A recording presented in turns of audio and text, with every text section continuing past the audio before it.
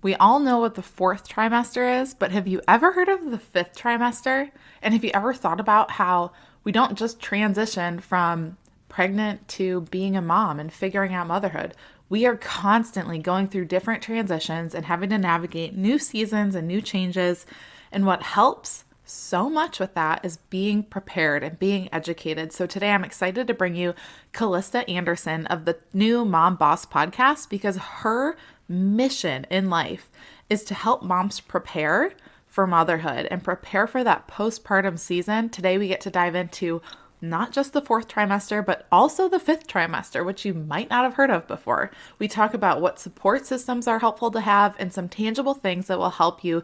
Even if you're in the midst of postpartum right now, they'll help you just make some tiny shifts and adjustments that will make life slightly easier, make you feel a little bit more prepared. So I'm excited to welcome to the podcast Kallista, who is a mom of three. She's a registered nurse, a certified lactation counselor, and she helps moms through her podcast and through her new mom prep school. So let's bring her to the show so she can just share her experience, share her story, and help you navigate the fourth and fifth trimester and all of the different mom transitions that we go through. Hey mama, welcome to the Tough Love Mom Podcast. I know you're here because you're ready to get consistent and finally lose that weight, and you're not afraid of a little tough love. You know what to do to lose weight, but following through on those things feels impossible. You wish you could just feel like your strong, confident self again and want to be a good example for your little ones, but you get thrown off by mom guilt and the unpredictability of motherhood. It's frustrating. Taking on your journey postpartum is hard, but it's not impossible. Hey, I'm Liz, and I've been where you are. I gained a lot of weight in my pregnancies, 90 pounds and then 60 pounds. I needed to lose that weight to take control of my health and honestly just wanted to feel like myself again. With a sustainable approach to weight loss, simple consistency, and working on my mindset, I lost it all in just over a year both times, and I'm here to help you do the same. I believe that we have an ingrained ability to figure out what we need to do, make it happen, and do it in a way that awes the world. If you're ready to stop falling off the wagon, create solid routine and healthy habits, and finally feel your best inside and out, all while enjoying dino nuggets on your salad, you are in the right place. We're about to transform your journey, my friend. Get pumped up. It is tough love time. Hey, Kallista, I'm so excited to have you here today and have you pour into these listeners. I know they've heard a little bit about your background, but can you dive into just a little bit more about your family and what brought you to this point today where you help moms prepare for postpartum? Well, first of all, thank you, Liz, for having me. And I could talk about anything pregnancy and postpartum with anybody for like hours, but we'll keep it short. And I know what we're going to focus on today is the fourth trimester and the fifth trimester for mama. But before we get there, I'll tell your listeners a little bit more about me. So my name is Kallista Andersen, and I am a registered nurse, a certified lactation counselor, and I started New Mom Boss after going through my own struggles as a new mom with my first daughter. So I am the type of girl that always wanted to be a mom from a young age, and I wanted nothing more in life than to be a mom. So I thought that desire and my skills for planning was going to be enough to go into motherhood. And I did all the things I saw other moms do, which is, put the baby registry together, have the baby shower, and put together like a Pinterest perfect nursery, and washed all the clothes. Everything looked perfect when the baby arrived, and she arrived. And then it wasn't so easy. I think I had a little bit of medical arrogance because I am a nurse and I went through an L&D rotation. I followed a lactation counselor during nursing school, and my husband's a doctor and he even delivered a couple babies in his training. So we're like, oh, we got this. But the thing that I never thought about was all the other stuff, like sleep deprivation, and how showering, eating, and sleeping, the normal daily activities, was going to be such a difficult thing to do. in the postpartum period. And so I struggled. And I also struggled with breastfeeding because I did not really learn much about it, although I followed a lactation counselor for a few weeks in my school. So yeah, I struggled, but luckily I got help pretty quickly in the first week after having my daughter, and we got into the groove and things worked out well breastfeeding. But the other stuff was still a challenge. And then at 4 months old, when my daughter was 4 months, I found out I was pregnant again. And I was like, holy moly, I can't do all this again in 8 short months. I haven't even slept. And so I just thought of everything I did do and everything that I didn't do that I thought might help me the second time around. And so I deleted all the things that weren't necessary, and I put things in that I didn't do the first time around. And I had a beautiful experience the second time with my son. And so coming out of that experience, I was like, why is it so hard? Why don't we as first time moms get the help and support that we need to have this experience? And why do we have to wait for the second time around? And that's how my passion for helping other moms came about. And a few years later, I started New Mom Boss. It's crazy because as a mom, you really don't know what to expect until you're in the midst of it. And I think about this a lot.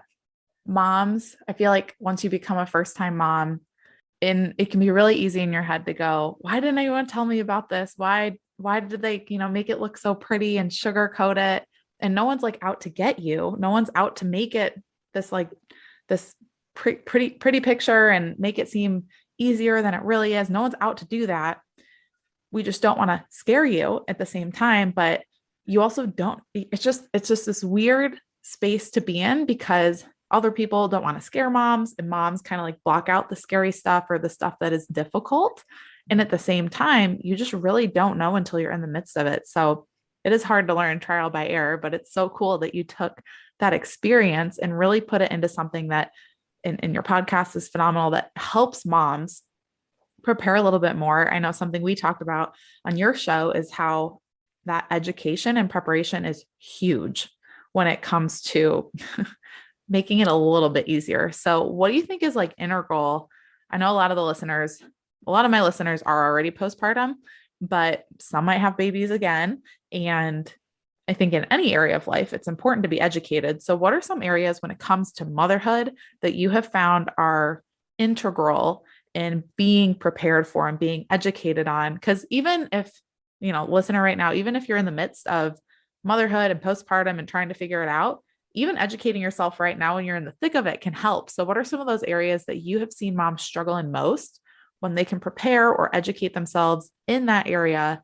It helps them just make it a little bit easier. Yeah, that's a great question.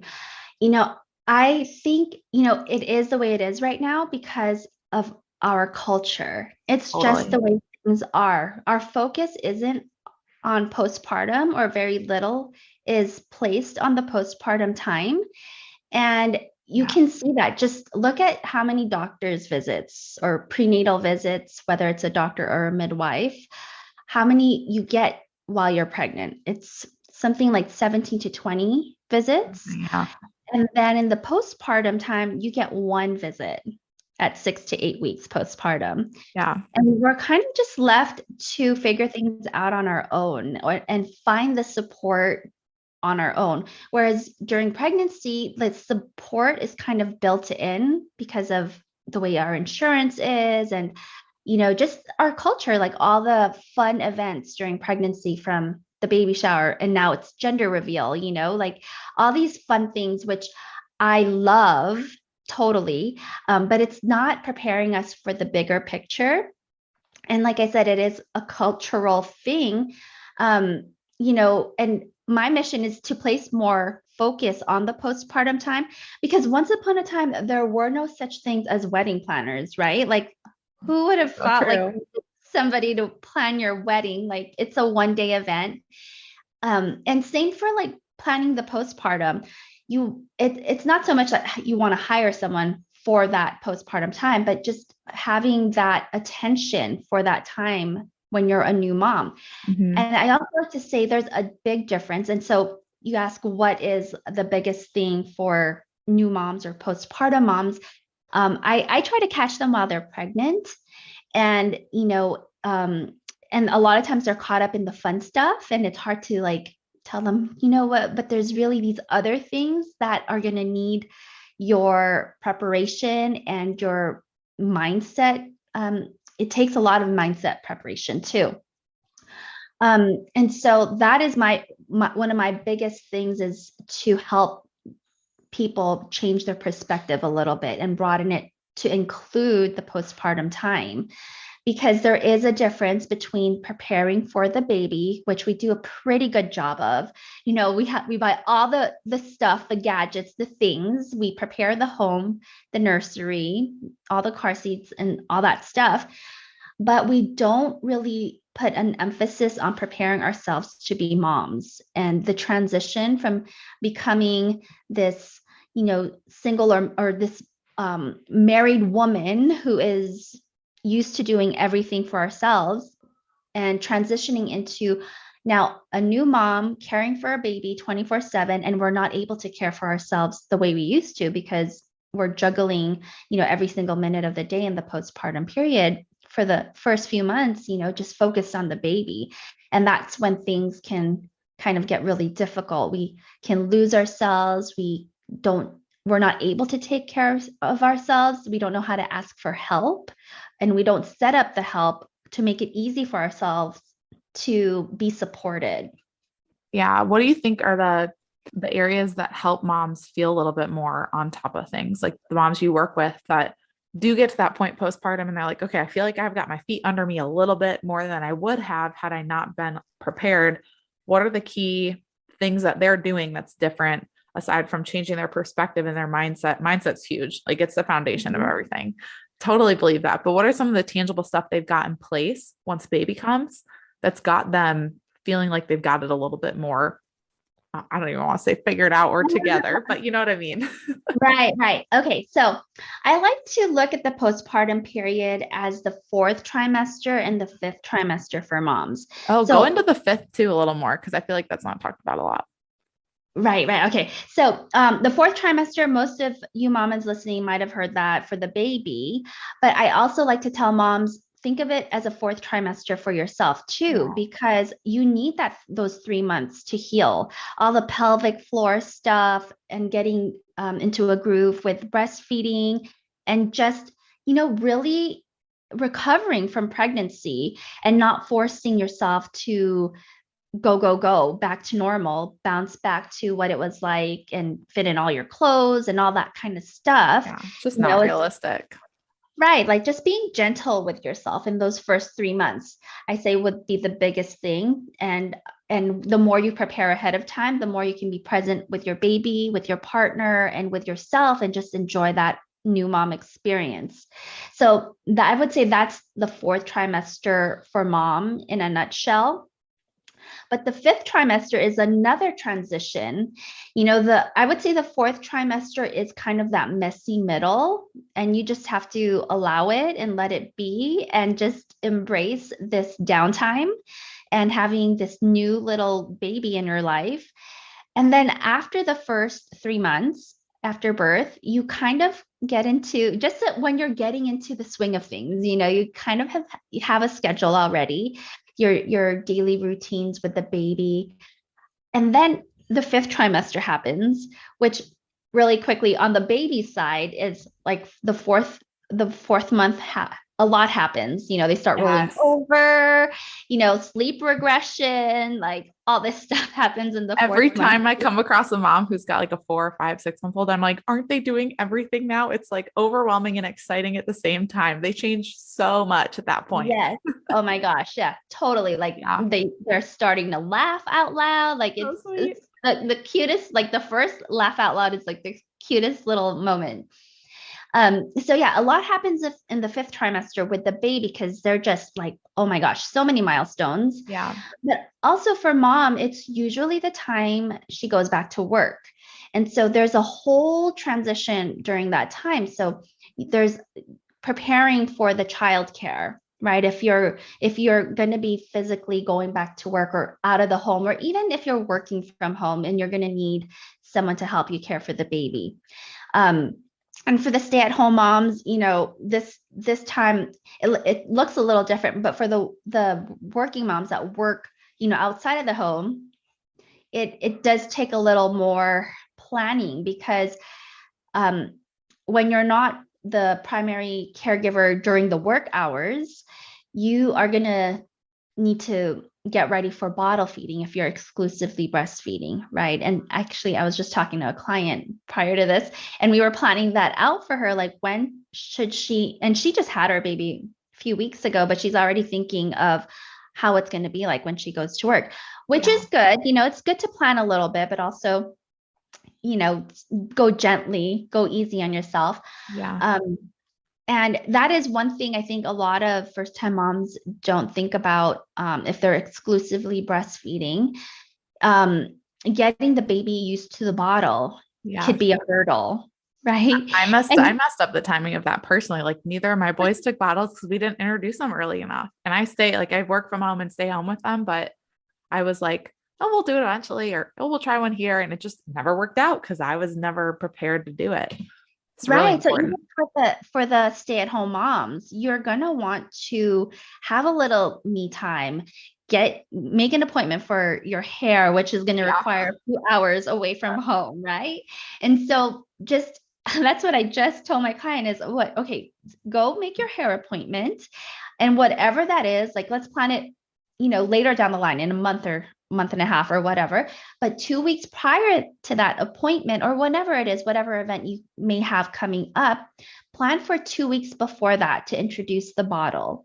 And if you are an exclusively breastfeeding mama, you want to, if you don't already have a stash of frozen breast milk, you may want to start doing that now. You don't need a ton. You just need a couple bottles worth of milk, on standby, because you're always feeding and you can always pump like the day before. And so just have 1 to 2 bottles as your backup, and bottle feeding or emergency baby food. So that's one of the most, I guess, big tangible things in the 5th trimester is thinking about when you're going to want to start bottle feeding if you're not already bottle feeding, because some babies do not take to it well, as you mentioned. For me, my first baby did not like the bottle. And then when she finally took the bottle, she only wanted it from my mom. Like, nobody else could bottle feed her. And so when you start introducing the bottle, I recommend you leave the house, or not completely, or stay at the other end of the house, because if they can smell you and know you're around, they're going to want the real thing. They want your boob. And so you don't want to be around the baby. And I would say, yeah, don't be the first one to bottle feed, because they'll just look, they know it's right there. Yeah, that's so interesting. And I feel like the 5th trimester too, that like 3-4 month mark is the point. And you were talking about how you need to give yourself that time to heal. What I find very interesting, and I try to remind my moms of this all the time, but it can take up to 18 months for your body to recover from pregnancy and birth. Like 3 months is 1/6 of that. It is nothing. So like, really give yourself that time to be gentle and just figure it out day by day. Cause it's so like, that's the first transition of many transitions you'll go through as a mom. And I feel like that 5th trimester, so it's like 4 months to what, 7, 6-ish. Yeah. I feel like that's the time when that's like another transition. And you don't realize before becoming a mom that there's like transition after transition. I mean, I'm going through the one right now with my youngest, who's 1.5, of dependence to independence, and I'm struggling with it. But I feel like that 5th trimester, there's this transition too of you're getting a lot of support more than usual. Not as like, pregnancy, a lot of the attention's on you, baby comes, a lot of the attention's on baby, but there's still people like offering help. But then when you get to that 5th trimester, it's like, all right, you should have it figured out. There's not as, it's kind of like, all right, you had your baby, the world carries on too. So there's almost that like mental shift of support. No, I think you're absolutely right. That's why I tell moms in the 4th trimester, accept all the help that people offer because it doesn't last long. Yeah. Right. And then fifth trimester, you're kind of left alone and you're trying to figure out how you're going to balance work and baby and self-care. Mhm. And you're right. The whole body piece is just one layer of motherhood that Yeah. is transitioning in a parallel to everything else that's going on. So the help piece is you want to, I mean, it's for those, I mean, the listeners of this show are moms, so they won't be taken aback by me saying you need mommy friends. Yeah. Non-mommies probably are like, what? But it is a thing, right? Like Yeah. Community. It's so important. And moms crave it. They're like, I need connection, but I'm like, I'll just stay in my bubble because I don't really know what to do. right. And us moms, we talk about our babies nonstop, right? In the first year, we're always talking about our babies. So you want other moms who get it and who talk Yeah. about their babies as well. Because when you have your other friends who don't have babies yet, or maybe they're like way past this season in their life, they're just in a different season. You just want people who are in a similar boat as you, right? Like we're all kind of going through this together and figuring things out and comparing notes, and that community piece is so helpful, and you'll appreciate each other because you can exchange all these stories. Yeah.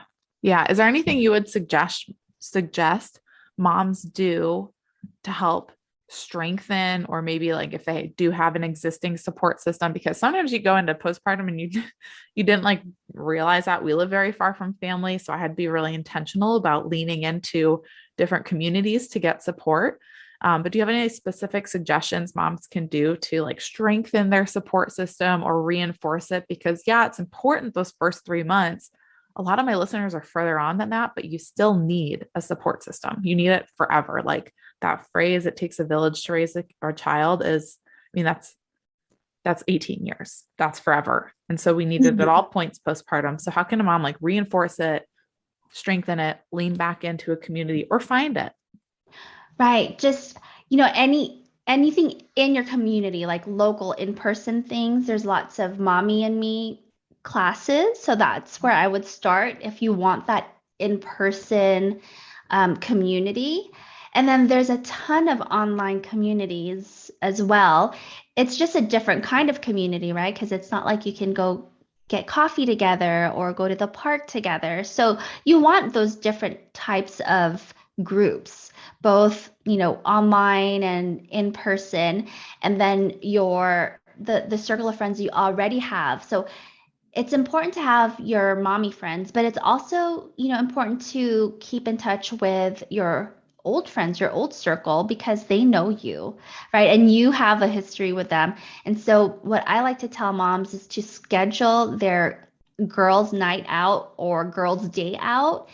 Like just schedule them, put them in the calendar, even if it's 2, 3 months out from now, then you won't forget about it, because it's really easy to go day to day, week to week, and then you're like, oh, we haven't like gotten together in a really long time. But if you just plan it out, and my friend sent me this meme about like getting together. It's like everyone has to check their calendars Yeah. nowadays, right? Like at this season of our life, it's not like, hey, let's hang out Friday.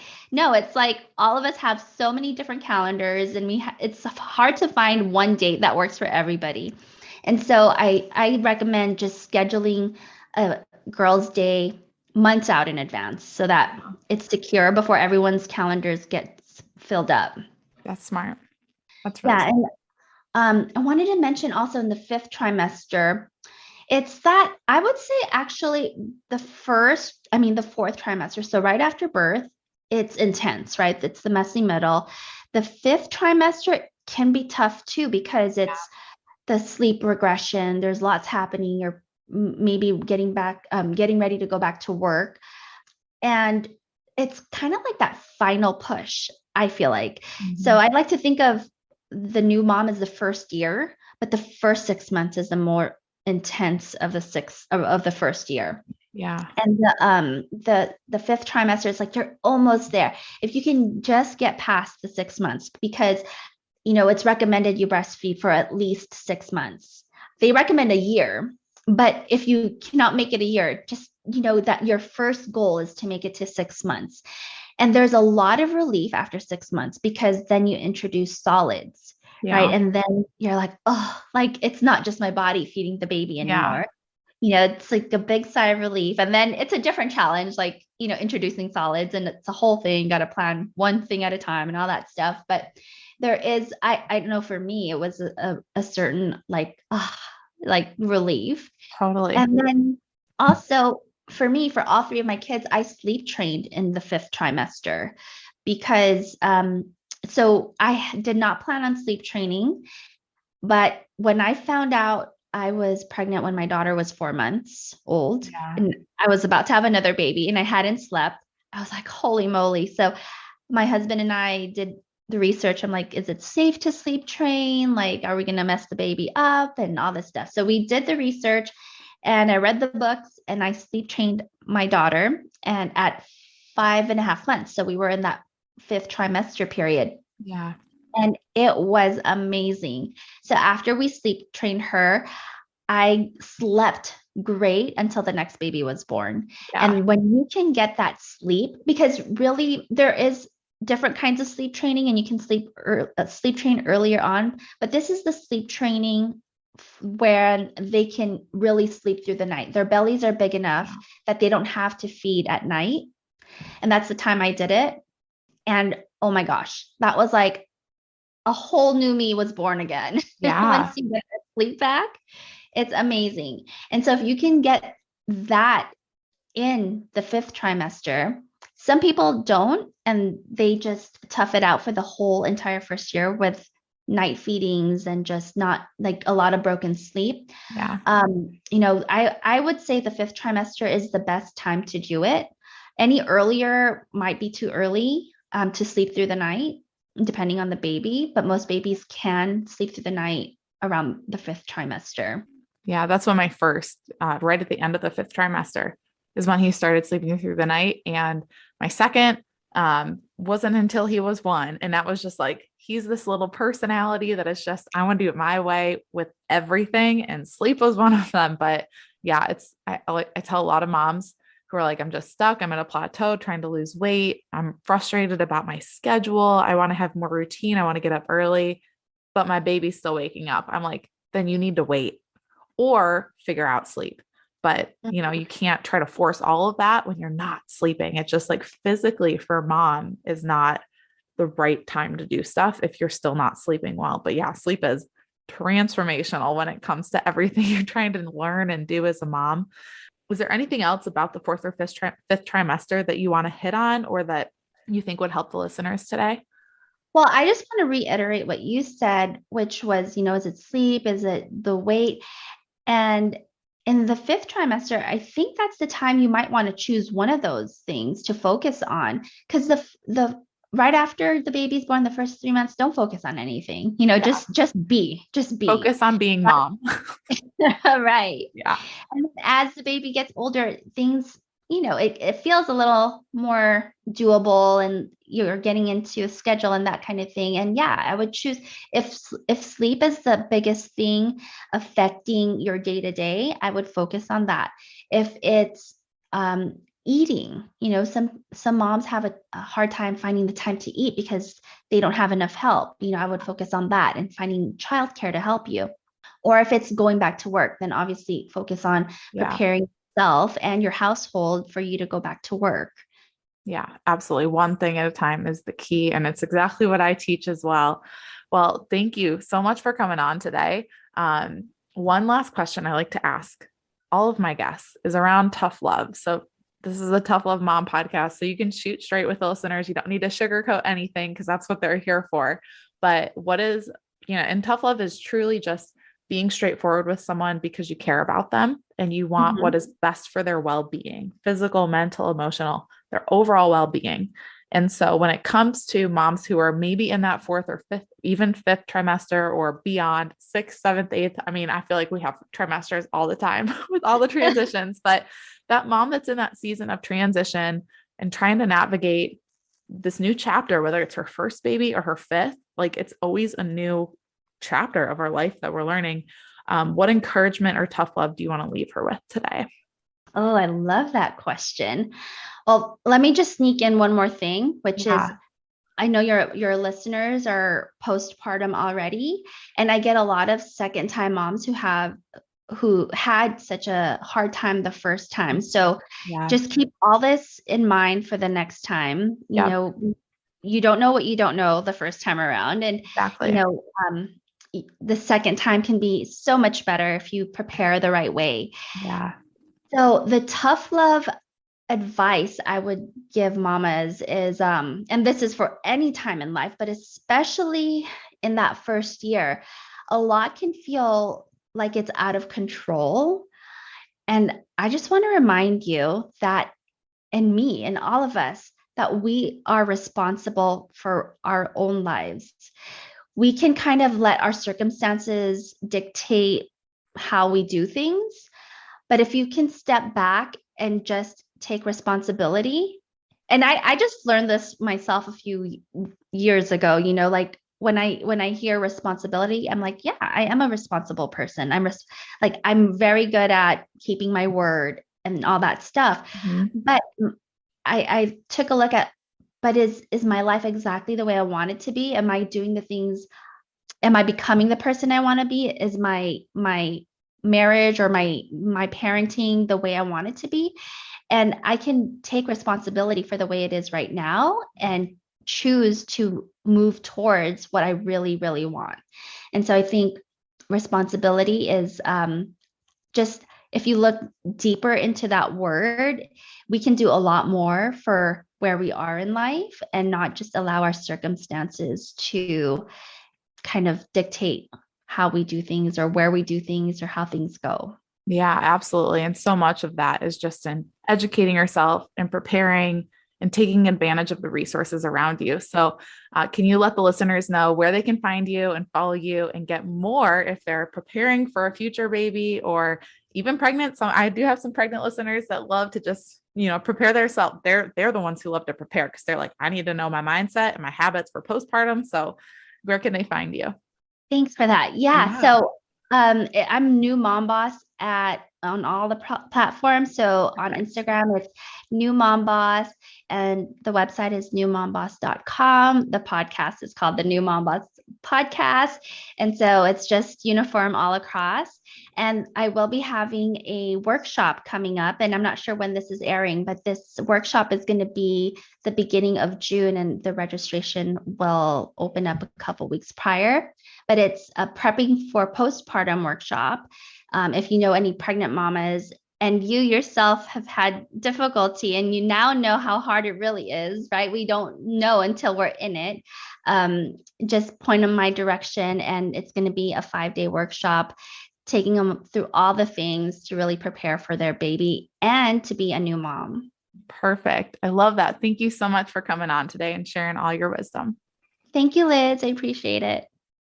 I hope you caught that at the end, that even if you're someone who goes, you know, I'm not quite in the season right now where I need that kind of support, but you probably know someone who is. And I love that Kallista brought up, if you know of another mom who's expecting or who needs that support in transitioning her mindset and her preparation, not just to pregnancy and birth, but also to postpartum, please go point them to this podcast episode and Kallista's New Mom Boss podcast episode so they can become a new mom boss and really feel confident in their transition into motherhood, because we need community. We need other people cheering us on, and you can be that for another mom in your life. So share this episode, share her podcast and this podcast with another mom in your life. Come alongside them, do this motherhood thing together. So not only you're not lonely, but that mom who's becoming a new mom won't be lonely either. So share that with her. Make sure that you go over on Instagram and let Kallista know how today's episode impacted you and helped you. And I will chat with you next time. Before you go, thank you for spending this time with me on the Tough Love Mom podcast. If this episode encouraged you in any way, the number one way you can thank me is to leave a review letting me know how the show has impacted you. Then send this episode to another mom friend, or Take a screenshot, post it on social media, and tag me so I can personally thank you for helping me on this journey to impact thousands of moms. I'm so grateful to be on this journey with you, sister. Until next time, get after it.